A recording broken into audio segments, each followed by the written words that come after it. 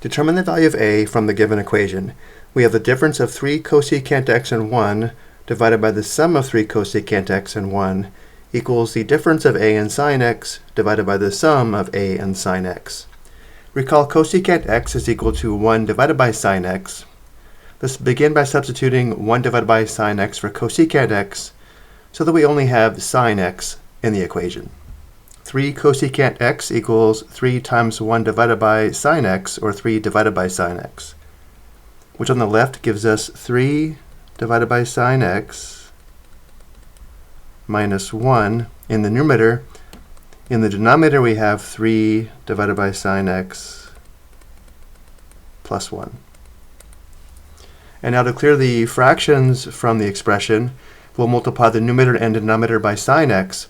And notice when we do this and distribute, because of the 1's, we'll have a minus sine x in the numerator and a plus sine x in the denominator, which will match the right side of the equation. So again, now we'll multiply the numerator and denominator of the complex fraction by sine x. If it's helpful, we can think of sine x as sine x divided by 1. Sine x times 3 divided by sine x equals 3 sine x divided by sine x minus sine x times 1, which gives us minus sine x.